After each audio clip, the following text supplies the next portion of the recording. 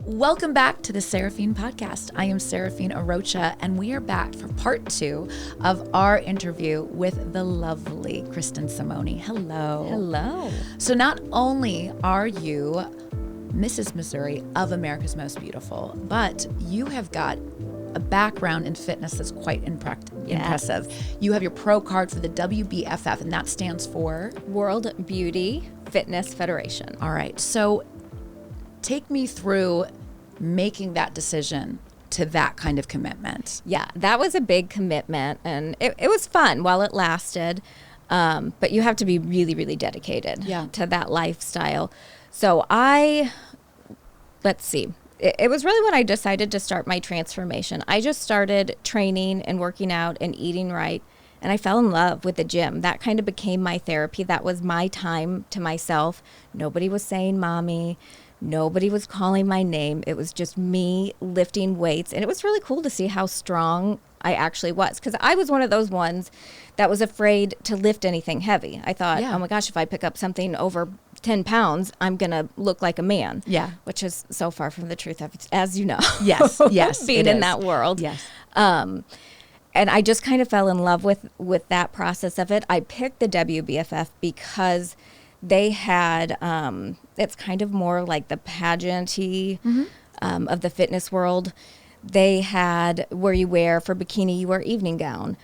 For fitness, you get to wear theme wear. So like the angel wings, I'll have to show you some of my costumes that I had. You'll have to show some. We'll put it on this. I'll have to send them to you. Yeah. So when I found that, they had a show here in Kansas City. I competed. I took second place at my first show. That's so cool. And then I decided to go ahead and compete again, and we went to Atlantic City. I took third place there. And then I did it again in Arizona, and I won my pro card there in the fitness category. And you started this, was this after you had the triplets? It was after I had the triplets, yeah. Wow. Yes. And so did you have the discussion with your husband, like, look, I need something for me? Like, how did you broach that topic? So that was at the time, he saw me break down. It was on Mother's Day. I told him, listen, this is what I want for Mother's Day. I want you to get me a few pieces of equipment at home so that I don't have to leave. It'll be easy with the kids because I need to make this transformation for myself. And he's always been into working out. I think he's been working out since he's like 12. He has like 3 different gym memberships. I love it. all over the city. Yeah. So he's like, yeah. And now he loves it because Sundays is usually our date. We go to the gym and have a date at the gym. My parents usually come and watch the kids, or I hate calling her the nanny because she's part of our family. She helped with the triplets when they were babies. They call her Pumpkin. So we have our Pumpkin that comes over and helps watch the kids on Sundays sometimes. So yeah, it's just kind of become a part of our lifestyle. My kids love working out. They come down in the basement with me now that they're a little bit bigger, and I come up with a few little exercises that they can do, and they love it. They see mom and dad do it, and they think it's exciting and fun. It's so cool because, again, what I like about you is that you're so transparent about that it didn't happen overnight. And the other thing, I was talking to her off camera. We had met for lunch, and I'm one of those people that I hate to say it, but I'm kind of clumsy, and I'm always like banging my hands into things, and I never have nice nails, but I always get them done, and I'm always ripping one nail off or whatever. I had just gotten done working out, and we met at True Food Kitchen, and she walks in, and I swear it was like she had her own like Kardashian light on her, and the thing is like you came in, and I looked at you, and I was like, my hands went here, and immediately I got my nails done right after I saw you. But I loved it because I sat down, and we're talking, and you're like, well, I mean, you worked out today. And like you basically were like letting me know, like, okay, like, yeah, I might look like this, but there were some things I had to do to do it. Oh, yeah. So walk me through, a day where you look like you have the Kardashian spotlight. Like, do you have to get up early?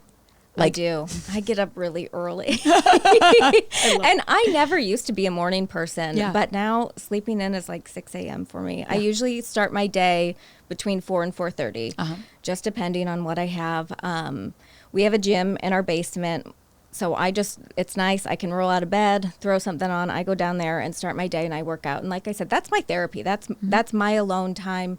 I really enjoy it because it's time where I get to think. I feel like that's where I like have my best ideas and where things come to me. It's like, okay, I should be doing this. I should be doing this for my business. I want to do this. And then, I got to be back upstairs by 6:50 when the kids are in school to get them ready to go and out the door. I will tell you, usually driving to school, I am in my robe. I love driving my kids off. My hair is a hot mess. But that's okay. We make it out the door and I have time to still get my workout in. And then I come home and I take the time for myself to get ready, to get cleaned up, make my appointments while they're out of the house, do my work. And then usually it's time to go pick them back up. And I look like a new person. I love it. I love it. So talk to me a little bit too about, what I am curious about is when you do work out, what are things that you think are kind of the tried and true that always work for you? Are you doing cardio a lot? Obviously you're training, but what are kind of your tried and trues that you go to? And do you listen to music while you do it? I actually usually listen to podcasts. I love it. You're like me. Yeah. I love it. Every once in a while, if there's nothing, like if all the podcasts that I normally listen to, if there's not a new episode, I'll put music on, but typically it's a podcast. Cardio right now, yes, for cardio because of the pageant. But typically no. I like cardio because that's when like I'll catch up on emails and stuff. So I usually always keep a little bit in, maybe 20 minutes a day. But I like to lift weights. I like to squat. Actually, deadlifting is probably my favorite. I like deadlifting and I like hip thrusting. That is, and I love to hear when women do this. I have a family member on my husband's side who she's older and she lost a ton of weight and she is actually going into it's like it's a weightlifting competition and I was like a powerlifting competition. Oh, I love it. And I loved it. I mean, she was showing me like she's like, we actually have to wear like a singlet. I was like, what? I was like, this is fantastic. So I definitely, I have so much respect for her. So shout out to Judy. I love it. And to me, it's so cool to see when women really embrace their strength. Yes. I think that's super cool. It's really awesome, especially when you look over and you see some of the men and they're like, that little thing can lift that much weight. Oh my God. I love it. I remember one time I was at the gym and a man came over and he's like, do you need me to help you get the plates off of that? I was like, no, I can do it. Thank you. I got it. That is amazing. So now talk to me about when you first started fitness and now that you have your own business, what from your past have you kept? Like what have you learned and included in your business? And what are things where you're like, no, this is really needed and I need to pivot because I did not get this? Yes. So I think really what sets me apart is I like to take, I told you, a whole mind, body, and soul approach. Yes, I think the physical aspect is important, but I also think that you need to have the mental health aspect of it. So I always like with my clients, we start our day with 3 positive affirmations. They can share them with me if they want, or they can just write it in a journal, but I ask all of them to do that. I want them to start their morning with at least 3, and I ask them to put them on their mirror. And every day, they have to repeat that to themselves. That was just something that I started doing on my own. Nobody ever taught me that, but it was something that really helped me because it helped me to start believe in myself and the things that I was capable of. Yeah. I think that that's great. And I do believe that, you have to speak into existence what you want for yourself. Yes. So then what was something that you're always going to have? Like it was, you learned it through your fitness journey and it's kind of your true north that you're going to give to your clients as well. Sure. I think getting away from lifting light weights, number one, and getting away from cardio. I think most women, I've had a lot of people that have come up to me and they look at me and they say, oh, you must just be in the gym all the time. It's like, no, I'm not. Yeah. I'm not. I eat healthy. And honestly, and the other thing I would have to say is the eating aspect of it that goes along with it, because I feel like most women feel like you have to starve yourself to get to a healthy physique. And it's actually just the opposite. And I used to have that mentality like, oh my gosh, I can't eat that. Yeah. All I could have today is a cup of Jell-O or something silly like that. Where it's like, no, you need to fuel your body, because when you fuel your body, you're going to get stronger. You're going to gain muscle, which is going to help you lose the fat. Yeah, 100%. It's crazy. even when you learn that there are times where you go to that, like, I don't know what you want to call it, that weird like 1980s brain where you're like, okay, I'm going to have nothing. I'm going to have a Tab soda, like as much caffeine. I'm like, it's crazy to me. But, we change, we evolve. And now going forward, like for this next year, what do you see evolving for you and your business? So I want to continue to work with women. That's my passion. I've had a couple male clients. It's just not my favorite. I don't enjoy, not that I don't enjoy doing it, but I just have a heart for helping other women because I can relate to them and what they've been through. I feel like women a lot of times deal with depression. They deal with anxiety, low self-esteem from everything that goes on in their life, and a lot of them internalize it. And so I think this has really helped me to find my passion by being able to coach them and help them to see the beauty that's within them so that they can believe it in themselves. What for you is one of your biggest success stories of someone you worked with that you're like, yes, I've got my calling, I'm doing the right thing? So I had a friend who had a marriage that was really, really struggling, and she was really depressed and couldn't get out of bed. And it wasn't until we slowly started working at those things. And, at first she really couldn't come up with things that she saw in herself that were beautiful. So I said, all right, well, this is what I see in you. This is how I envision you. And, to me, you've always been joyful and a light. And so we started there, and eventually she started believing it. Little by little, she was able to pick herself up. And she started believing those things, and now her marriage is back on track. She's happy. She's the person that I remember before all of those struggles. I love that. So it sounds like you're a good friend, and may I even say a mentor to some people. So who in your life, women-wise, has been a mentor to you? Besides my mom, my mom's amazing. So when I had all of the kids, my mom, actually, I'm from St. Louis. She moved to Kansas City and moved in with us. She quit her job. I should mention, she quit her job, moved in with us. Her and my dad are still married, left to come stay with us to help us for a year, just basically put her whole life on hold. So she's my number one example. She's amazing and has taught me everything I know. The woman doesn't have a bad bone in her body. She's the nicest person that you will ever meet. But I would have to say two of my best friends that I met in the pageant world, their names are Julie and Alice, and it's one of those things, when you meet people and you just instantly connect with them and it's like you've known them forever.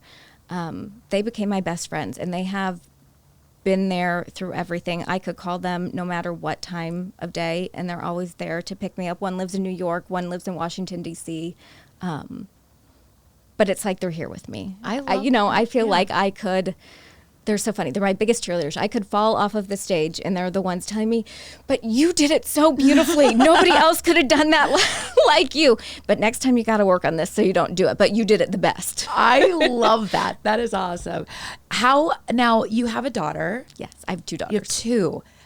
What do they think of mommy in her pageant self? They love it. They love it. They think it's so much fun. They think that I'm famous. I love it. I love it. No, not quite, honey. But yeah, they think I'm famous. They ask if I will wear my crown driving in the car. Oh, that is the sweetest. It's cute. It's really, really cute. And they always ask if I will save my dresses and gowns for them. One day I was like, I will save them for you, but I don't think you're going to wear them by the time you're big enough for them. What do you see in them that's similar to you, and where do you see the differences? Like, oh yeah, like she's pretty young, but wow. Yeah. Yeah. So my oldest, Tommy Ann, she's sweet. I mean, she's just the sweetest little thing. So when I look at her, I just see the innocence, how probably I viewed the world back at that age. And then my daughter, Savina, she is sweet and sassy, and she's going to give us a run for our money. She's probably my twin. Out of all of the kids, she's just like me. She acts she's 5 years older than what she is. She's only 7, but she acts I'm sure way too old. Yes. Yeah. But when I look at her, she has the confidence that I have now that I wish I would have had. back then. And I mean, I love it because I do, when you shared in the first part of your interview, just about, recognizing in your daughter that same kind of insecurity. I think the hard part is that, I see within my own relationship with my mother, these things that were handed down unintentionally, and how we have to unlearn them. And even if it's a little later in life, to make sure that we're definite in, this is something that I am done with. Oh, for sure. Yeah. Like my mom, I mean, as amazing as she is, and I didn't realize it until, probably my 30s, but she's very soft-spoken and doesn't want to hurt anybody's feelings and upset them. And so I took that on. I would be afraid to say no, even if I really maybe didn't want to do something, because I was always worried that I was going to hurt your feelings, and I didn't want to hurt your feelings. And then I would take on that guilt. But looking at that, I see kind of where that came from and how it came to be, even though it wasn't intentional. Yeah, yeah. And how exciting to see your two girls learning to use their voice earlier than you have, and then maybe even giving you back a little bit of sass. I love it. Yes.